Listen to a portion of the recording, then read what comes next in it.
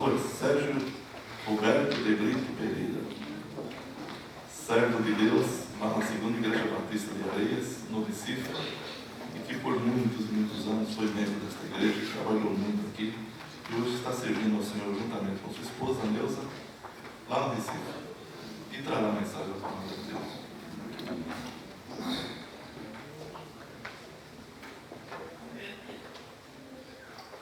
Já que os irmãos estão de pé, eu queria convidá-los a abrir suas Bíblias no livro de Daniel.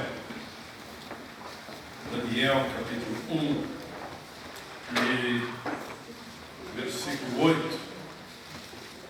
É um versículo bastante conhecido, e ele não é a base da mensagem, mas é o ponto da Daniel, capítulo 1, e versículo 8. Que diz, porém Daniel decidiu não se contaminar com a porção das iguarias do rei, nem com o vinho que ele bebia. Então pediu permissão ao chefe dos oficiais para não se contaminar. Vamos orar.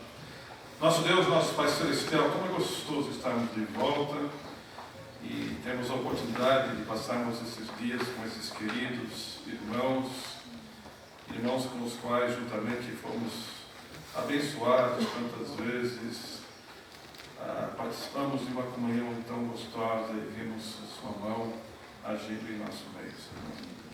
E agora nós abrimos a sua palavra, Senhor, palavra que o Senhor deixou registrada para conhecermos a tua vontade, Senhor. Então, queremos pedir nesse momento, Senhor, tome nossos corações, nossa vontade, nosso desejo em suas mãos, para que possamos ouvir a tua palavra e entender o que precisa ser mudado em nossas vidas e nos colocar, Senhor, sob a tua direção, sob a direção do teu Espírito, para que sejamos transformados de acordo com a sua vontade. Tome este teu servo em tuas mãos. Eu sei, Senhor, que eu não sou nada e de mim mesmo não tenho nada para dar, mas usa-me, Senhor, essa noite como teu instrumento, e que as minhas falhas e fraquezas não venham ofuscar essa noite a pessoa do nosso Senhor Jesus. Amém. Em nome de Jesus. Amém. Então, pode sentar. Muito gostoso estar aqui de volta. Aqui é a nossa casa, nossa família, e não há como deixar de pensar em vocês, mesmo estando trabalhando lá no Nordeste. Deus tem nos abençoado bastante. Nossa tarefa principal naquela igreja é organizar as coisas, e não é muito fácil, porque quando você chega com uma tarefa dessas, uma das coisas que você faz é descobrir os problemas, trazê-los à tona. Então, o risco que a gente corre é de se tornar muito crítico. A gente tem que tomar cuidado e lembrar que nós não estamos ali para criticar, mas ajudar as pessoas a entenderem como Deus gostaria que a sua obra fosse feita. Esses dias eu estava conversando com uma pessoa e compartilhando o fato que, estando lá, eu tenho um monte de culturas com as quais eu tenho que lidar. A minha cultura brasileiro-paulistana, eu nasci aqui, então tenho jeito de paulista, de paulistano. A minha cultura americana, eu fui criado por americanos, tem muita coisa em mim que é americana.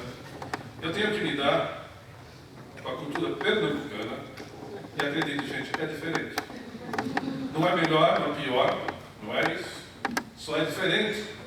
E a gente tem que entender. E na compreensão disso, então, conviver com aquele povo, que aliás é um povo muito amigável. Eu tenho que aprender a conviver com a cultura da igreja. A igreja é muito diferente da nossa aqui, é muito barulhenta, mas é uma boa igreja. E outra, eu nunca fui membro de uma igreja de uma frequência de 600, 650 pessoas. Então é uma cultura, é diferente. Eu espero que um dia Deus leve essa igreja a um crescimento fabuloso. Mas vocês vão ver, não é a mesma coisa. A solução dos problemas, a maneira de dirigir o trabalho, a maneira de fazer as coisas, não é a mesma coisa. Você vai de 250 para 500, muda muita coisa. E a igreja tem que aprender a conviver com aquilo. Né? É uma coisa, um casal, se casa tudo bonitinho, tudo legal, ele e ela, né, que nem os dois pombinhos ali, né? É tudo muito bonitinho. Né?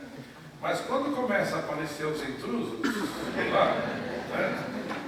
E frequentemente vem inesperadamente, né? Vem um, vem dois. Aí vocês que nunca pensaram em fralda, vão ter que pensar em fralda, não tem jeito. As coisas mudam. Né? Vocês que todo fim de semana saem para passear para algum lugar, não tem mais essa. Você que tinha sua mulherzinha só para você, tem que dividir. Né? Então, é diferente. E também a minha cultura cristã. Porque às vezes a gente vê coisas que são erradas em relação à palavra de Deus, a gente tem que chamar o indivíduo e falar, meu, olha aqui. Então, não é fácil. Às vezes a gente fica meio perdidão. Mas Deus tem nos abençoado muito. E louvamos a Deus por aquilo que Ele tem feito através de nós. Nós não somos nada, nós não temos nada de nós mesmos. A gente simplesmente se colocou à disposição dEle e Ele tem nos abençoado. Mas como é gostoso estar aqui. Ver cada um de vocês, receber os abraços. Alguns de vocês a gente conversa de vez em quando pelo Face.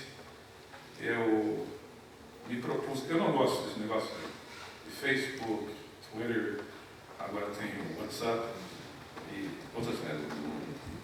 Não é da minha geração. Né? Mas eu reconheço que não tem jeito.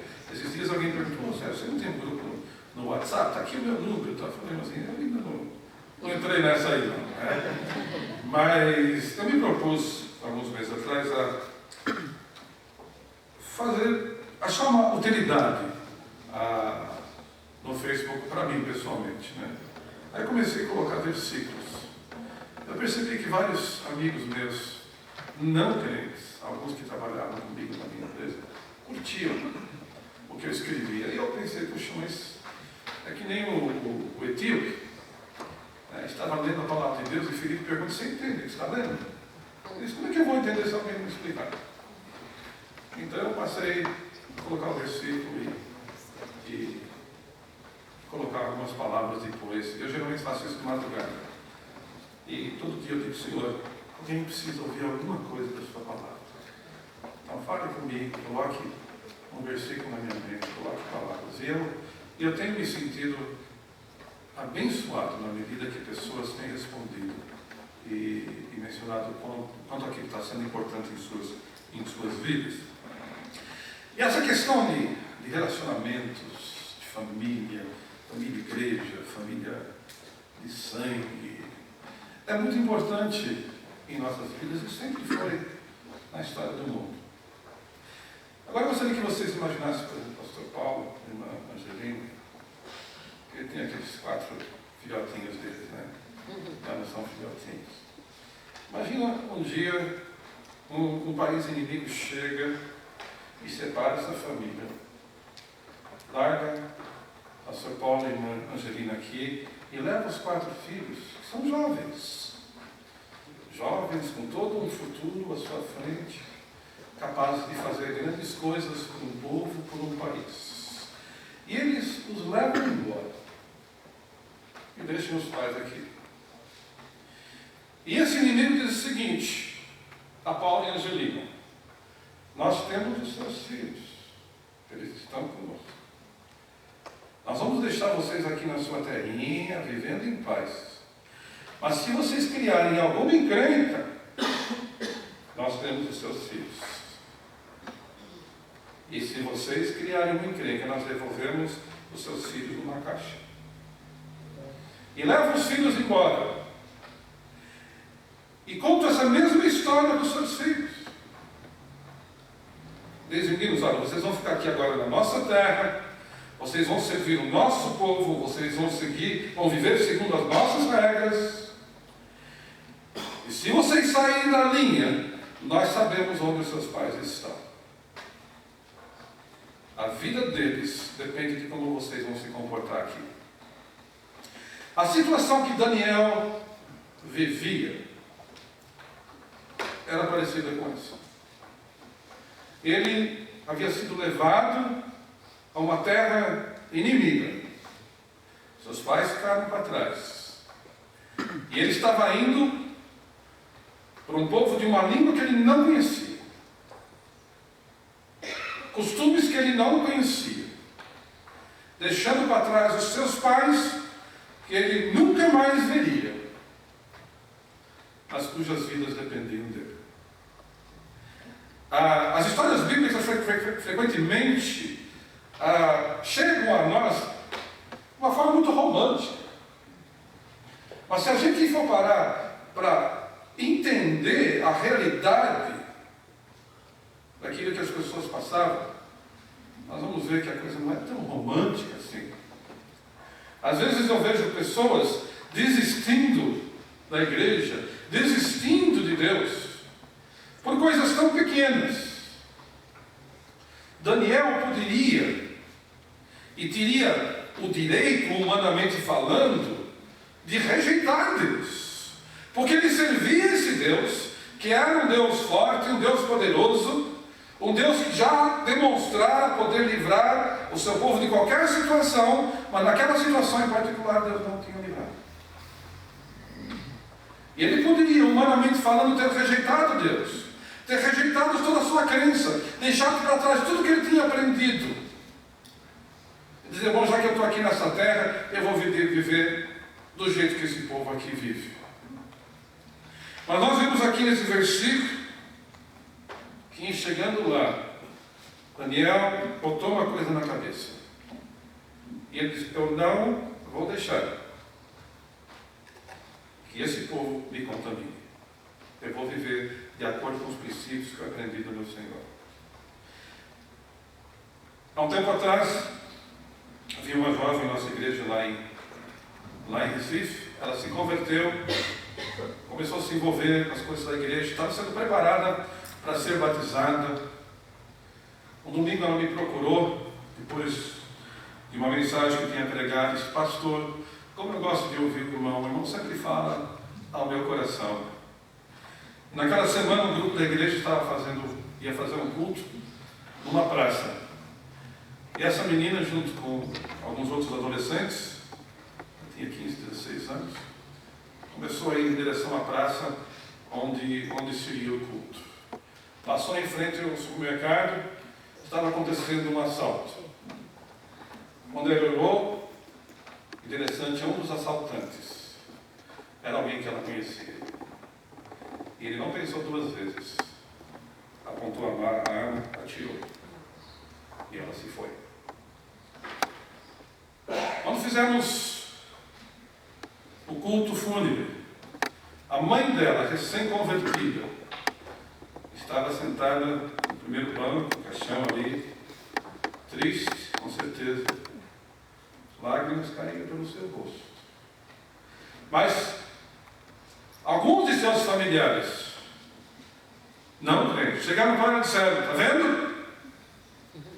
Resolve servir a Deus, diz que Deus resolve todas as coisas, olha que Deus deixou acontecer. E aquela mulher, com toda aquela dor, com todo aquele sentimento, sentada ali, repreendia aquelas pessoas. E disse, eu não vou deixar que isso abale a minha fé em Deus. Então, irmãos, a situação que Daniel e seus amigos estavam passando não era uma situação fácil, não era uma situação gostosa. Eles não estavam num acampamento. Eles estavam correndo risco de morrer e com risco de seus pais serem mortos. E Daniel, nesse versículo, ele tomou uma decisão. Eu não vou me contaminar. E eu gosto muito de estudar personagens da palavra de Deus. Eu gosto muito de biografias. Porque biografias falam de gente como eu e você. E parece que a gente consegue se relacionar melhor com a ideia. E Daniel aqui, eu gostaria que a gente rapidamente acompanhasse a vida de Daniel. Sei que meu tempo já está avançado, mas queria que a gente acompanhasse algumas coisas de Daniel. E nós vamos ver que Daniel sempre teve essa atitude. Deus sempre o honrou. Deus o surpreendeu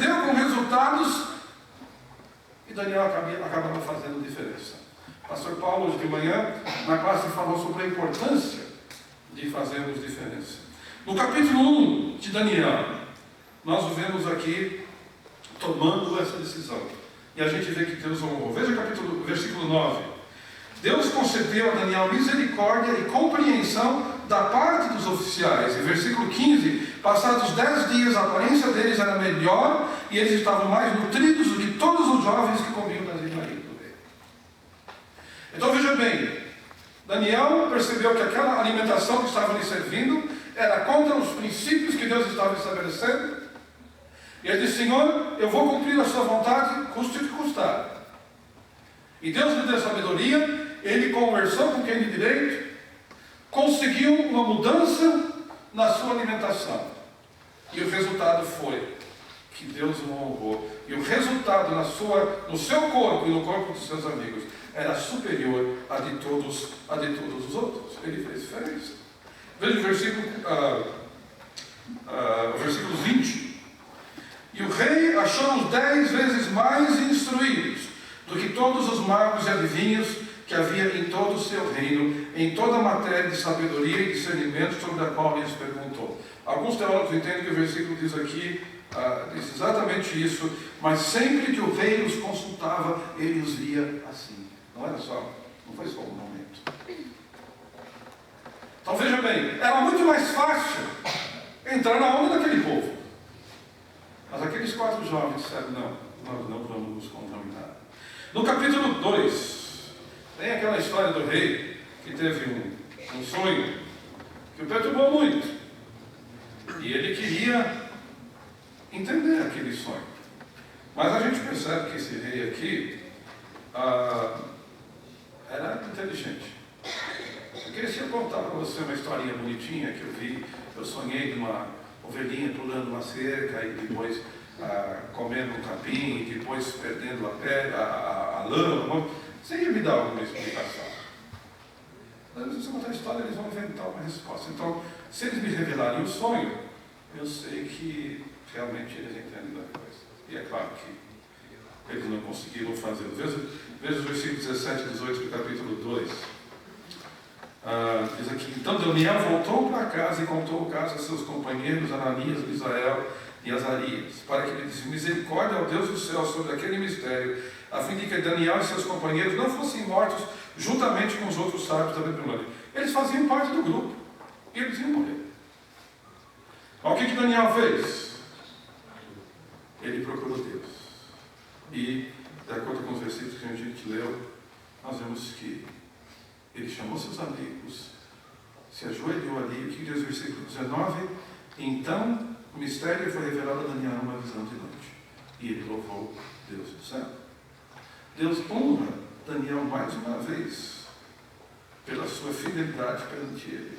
E a gente vê que os resultados foram surpreendentes. Veja o versículo 27 e 28. Na presença do rei, Daniel respondeu: o mistério que o rei exigiu, nem sábios, nem adivinhos, nem magos, nem prognosticadores lhe podem revelar, mas há um Deus no céu que revela os mistérios. E ele revelou ao rei Nabucodonosor o que acontecerá nos últimos dias. Sabe, muitas vezes a gente fica pensando: eu tenho que trabalhar para o Senhor, eu tenho que falar de Jesus Cristo, eu tenho que isso. Mas sabe o que Deus realmente quer de mim e de você? É que nós sejamos o que Ele quer que a gente seja. Que sejamos fiéis a Ele, e sejamos firmados nele. As oportunidades de falar sobre Ele, Ele vai dar. Nós não precisamos procurar. Eu, muitas vezes, vejo pessoas dizendo: a gente tem que sair, tem que ir lá. E quando você sai, o que você faz? O grande problema não é sair. O grande problema é ser o que Deus quer que a gente seja. E então pessoas vão dizer: opa, aí tem alguma coisa diferente. E nós vemos aqui, veja o versículo 47 do capítulo 2. O rei respondeu a Daniel: verdadeiramente, o vosso Deus é Deus dos deuses, Senhor dos reis e o revelador dos mistérios, pois pudesse revelar esse mistério. Gente, essas palavras aqui, se fossem ditas pelo nosso irmão Alexandre, aqui dirigindo o culto, seriam palavras para a gente responder aleluia. E a gente sentiria e entenderia isso. Mas essas palavras não foram ditas de um púlpito. Foram ditas de um Deus pagão, que ao ver a vida de Daniel e seus amigos, ele perceberam que Deus era muito mais do que ele podia imaginar. No capítulo 3, a gente tem uma história que não envolve Daniel, envolve seus amigos. E o rei, então, o problema de pessoas quando elas crescem, quando têm sucesso, é que aquilo sobe, né? E começam a se achar. E foi o que aconteceu com o rei. Fez uma estátua e disse que todo mundo teria que adorá-la, e se não fizesse isso, seria lançada numa fornalha ardente. E aqueles 3 amigos não adoraram. Vejam capítulo 3, versículo 12. Uma acusação contra os amigos de Daniel. Há alguns homens judeus que tu constituíste sobre os negócios da província da Babilônia, Sadraque, Mesaque e Abednego. Esses homens não fizeram caso de ti, ó rei, não cultuam a teus deuses, nem adoram a estátua de ouro que tu levantaste. Que acusação forte contra esses homens. E eles realmente disseram, nós não vamos adorar. Veja os versículos 16 em diante, onde o rei chama. E diz, Sadraque, Mesaque e Abednego, ó Nabucodonosor, não precisamos responder-te sobre isso. E olha a resposta. O nosso Deus a quem cultuamos pode nos livrar da fornalha de fogo ardente. E ele nos livrará da tua mão, ó rei. Mas se não, Deus pode fazer isso. Mas se ele não fizer, fica sabendo, ó rei, que não cultuaremos a teus deuses, nem adoraremos a estátua de ouro que levantaste. Isso quer dizer, pode pedir o que o senhor quiser. Se isso significar morte, é a morte que nós teremos. Mas nós não vamos nos humilhar perante o seu desejo contra o nosso Deus. Veja o versículo 27. E os sátrapas, os prefeitos, os governadores, os conselheiros do rei, estando reunidos, isso depois que eles tinham sido jogados lá na fornalha, viram que o fogo não tinha poder algum sobre o corpo daqueles homens, nem os cabelos da sua cabeça foram chamuscados, nem os seus mantos se alteraram, nem cheiro de fogo havia neles. Que é um testemunho maior do que isso. Mas sabe o que eu acho interessante nessa história? Não foi a libertação. Era um momento que os discípulos de Jesus ficaram tão animados. Em teu nome nós curamos, nós expulsamos demônios, não sei o quê. Qual foi a resposta de Jesus Cristo? Não se anime com isso, não. Tem coisa melhor. Muito melhor do que isso é o fato do seu nome estar registrado nos céus. E sabe qual foi a maravilha desse evento? Não foi a libertação do fogo. Foi o encontro com o Senhor no meio do fogo. Aqueles homens não foram para casa falando, que legal, a gente se livrou do fogo, Deus nos livrou do fogo. Não, e tinha uma coisa maior. Eles falaram, você viu Deus descer. Nós trocamos umas palavras com Deus, que até esqueceram o fogo. Sabe, muitas vezes nós queremos fazer grandes feitos por Deus. Mas Deus só quer uma coisa da gente. É que a gente esteja com Ele. Porque feitos nenhum de nós faz. Paulo fez grandes feitos. A Bíblia diz que Deus, pelas mãos de Paulo, fez maravilhas extraordinárias. As maravilhas foram de Deus. Paulo só foi um instrumento. O que Deus quer é a minha presença e a sua presença junto dele. E é o que esses homens fizeram. E, mais uma vez, fizeram diferença. Capítulo 4. Outro sonho.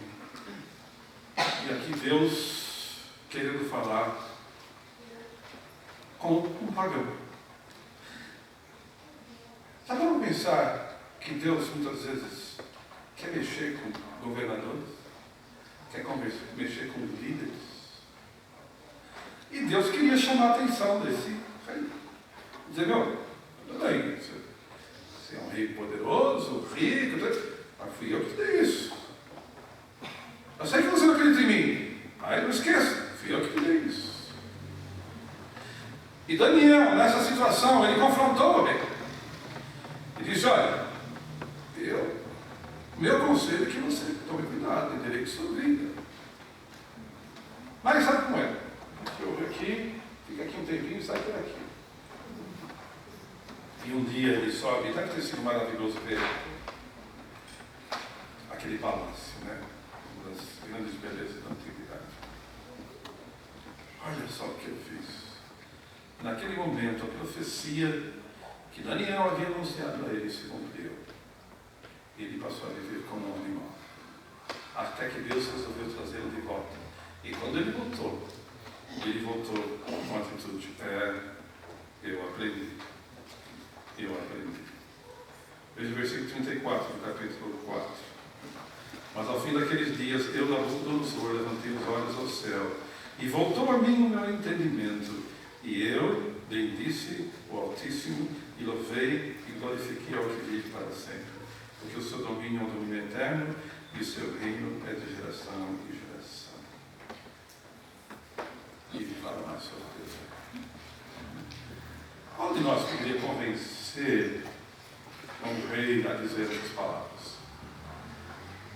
Mas Daniel, na sua submissão a Deus, foi usado para mexer com o rei, para confrontar o rei. Capítulo 5, e eu estou correndo, porque eu estou vendo o relógio aí correndo e eu estou desesperado. Mas... No capítulo 5, vemos um outro rei. Esse aqui tinha ouvido histórias do seu avô, que era Nabucodonosor, mas não ligar, usou instrumentos e utensílios do templo para fazer suas orgias e tal coisa.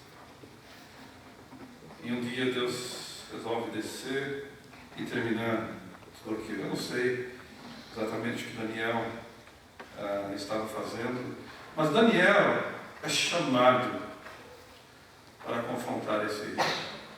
E o rei fica todo assustado, porque aparece uma mão escrevendo uma mensagem.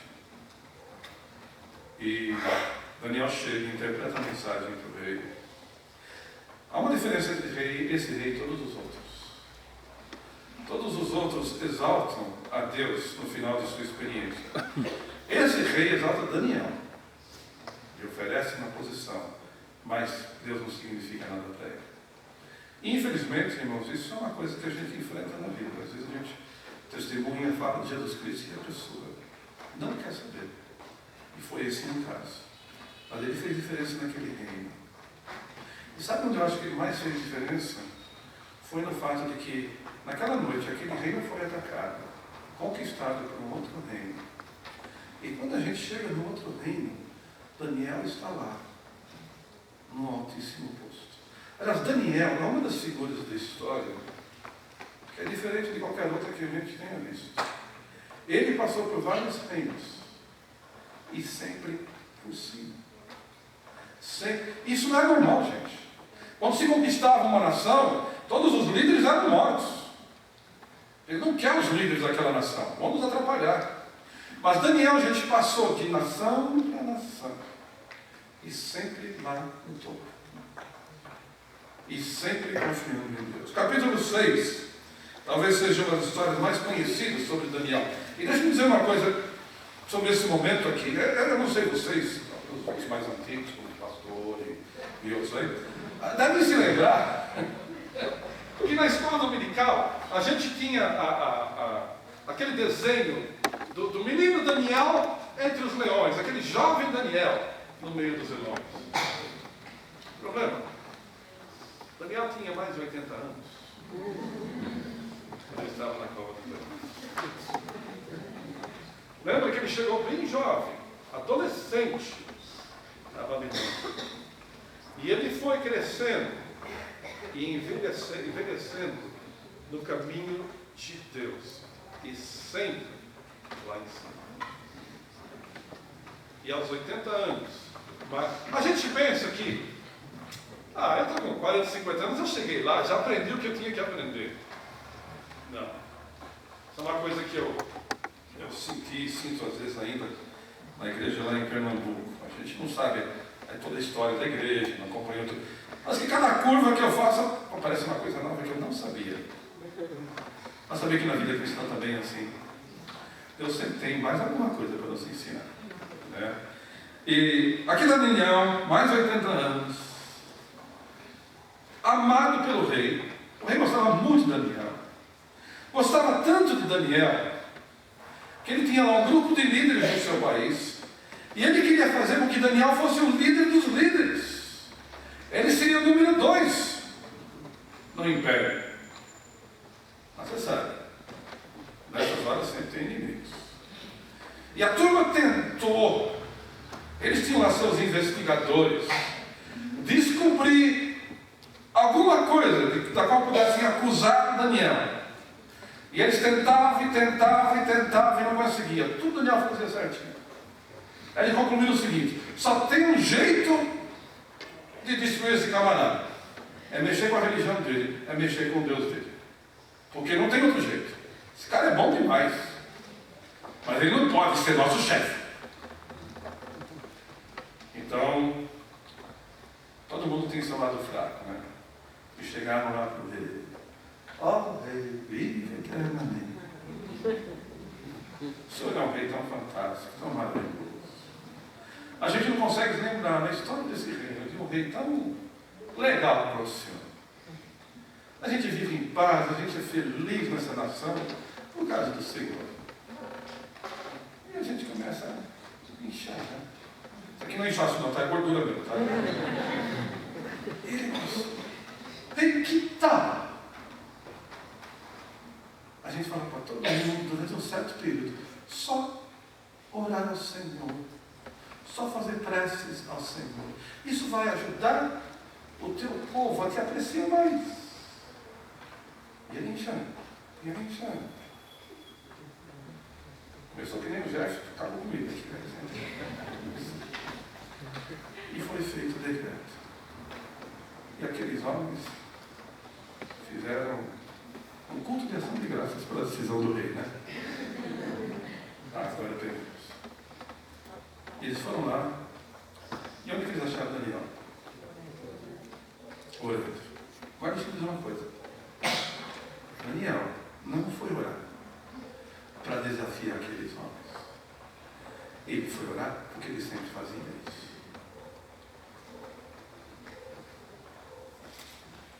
No capítulo 6,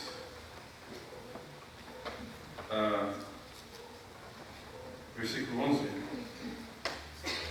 Então aqueles homens foram juntos. Aliás, começou o versículo 10. Quando Daniel soube que o edital estava assinado, entrou em casa, no seu quarto em cima, onde estavam abertas as janelas que davam para o lado de Jerusalém. E, como antes costumava fazer 3 vezes ao dia, ajoelhou-se, orou e deu graças diante do seu Deus. Eu queria que vocês segurassem esse texto e fossem comigo para 2 Crônicas. Segundo livro das Crônicas, capítulo 6. Segunda Daniel, vai comigo lá para 2 Crônicas. Esse aqui é o momento, meus queridos, em que Salomão termina o templo, aquele maravilhoso templo que ele construiu. E lá ele faz uma oração ao Senhor Deus. E ele pede a Deus o seguinte, começando no versículo 20 de 2 Crônicas, capítulo 6. Que teus olhos estejam atentos, dia e noite para esse templo, para este lugar onde disseste que porias o teu nome, para ouvires a oração que teu servo fizer voltado para esse lugar. E ele continua dizendo: ouve as súplicas do teu servo e do teu povo de Israel, quando orarem voltados para esse lugar. Lembra que a janela de Daniel lá era voltada para Jerusalém, apontada para Jerusalém. Senhor, ouve dos céus o lugar da sua habitação e perdoa. E ele coloca aqui uma série de situações. E veja o versículo 28.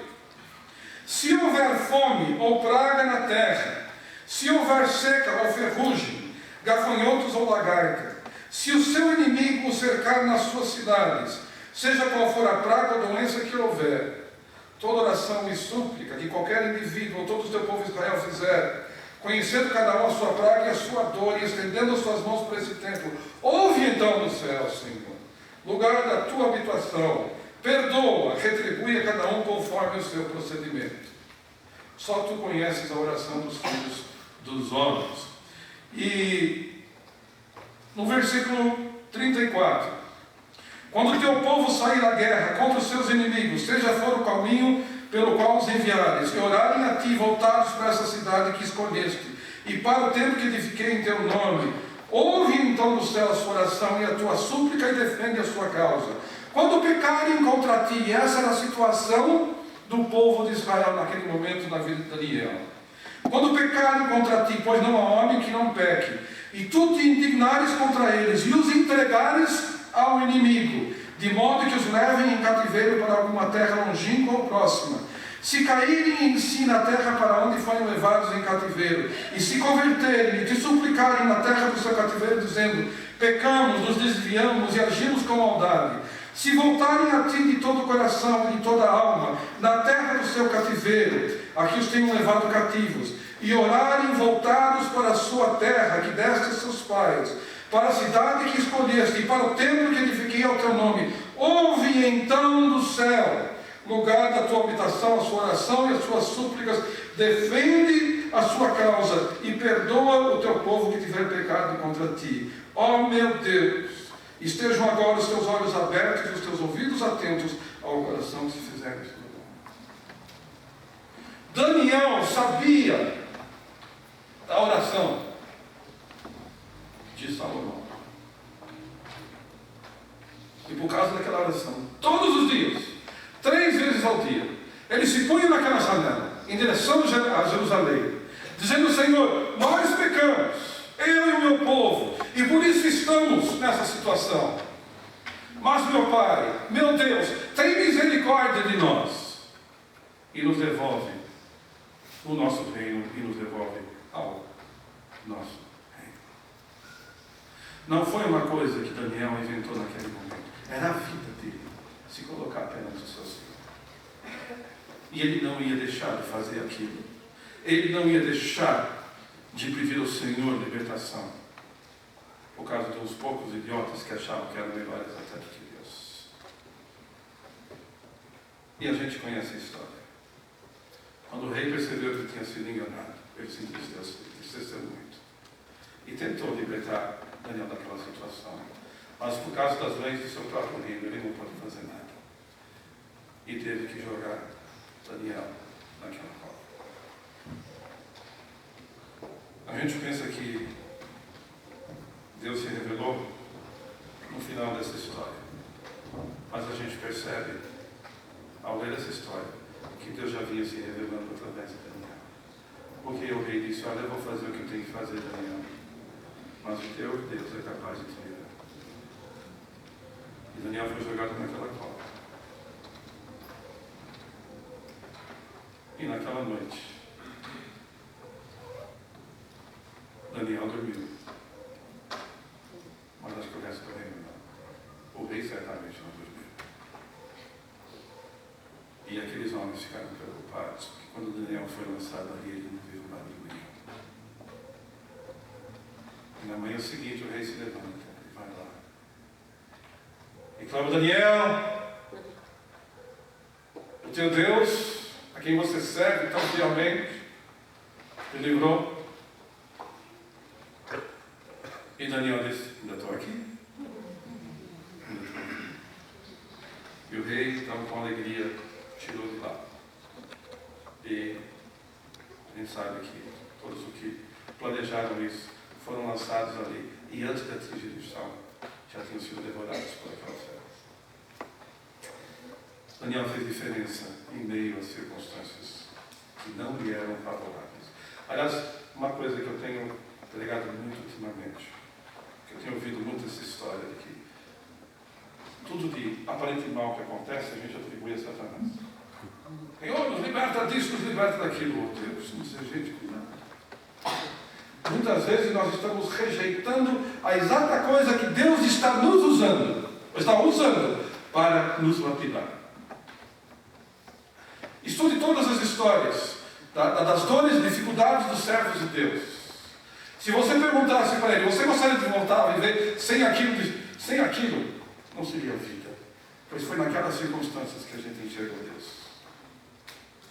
Se aqueles homens não tivessem sido jogados na fornalha, eles nunca teriam visto a pessoa de Deus ali com eles. Jó, pense no crente mais crente dessa igreja aqui. Jó era muito mais do que isso, ao ponto de Deus se gabar dele. Tão crente, tão fiel. Então Deus resolveu lhe dar alguma coisa maior e tirou tudo que ele tinha. E quando termina toda a história, aquele homem diz: meu Deus, antes, naquela minha vida cristã tão fabulosa, na realidade eu te conhecia só de ouvir. Mas agora você vê, agora os meus olhos te veem. E sabe, é a única coisa que Deus quer da gente. Nessas horas eu lembro de Pedro. A gente sempre acusa Pedro, né? É porque ele negou Jesus. É verdade. Quem aqui nunca fez isso? Negou Jesus. Deixa eu fazer uma pergunta. Quando ele fez isso, onde estavam os outros filhos? Naquele momento, a Bíblia diz, um dos escritores, quando ele negou Jesus Cristo lá no canto, Jesus olhou para ele. E eu tenho certeza que o olhar de Jesus Cristo não era um de repreensão. Por quê? Pedro não surpreendeu Jesus Cristo já tinha sido avisado, né? E eu acho que aquele olhar de Jesus Cristo dizia a Pedro: Pedrão, eu sabia que você ia fraquejar, mas eu te amo tanto. Você está perdoado. E acho que Pedro viveu a vida dele inteirinha, sem nunca esquecer daquele olhar. Os outros discípulos não tiveram a oportunidade de ver esse olhar, porque eles estavam longe do Senhor. Eu vou terminar. Normalmente, quando se estuda o livro de Daniel, ou se estuda os primeiros 6 capítulos, ou se estuda os últimos 6. Os primeiros 6 são a história. A história que eu acabei de contar para vocês. Os últimos 6 capítulos são proféticos. Difíceis de entender, às vezes você tem que ligar com outros livros da Bíblia para poder entender exatamente o que Deus quer dizer. Mas eu queria convidar vocês a ir para um lugar comigo agora nesse momento. A gente viu toda a história de Daniel e viu a atitude dele de orar, olhando para Jerusalém. Eu quero levar vocês para esse quartinho. Para esse quartinho, eu não sei como era.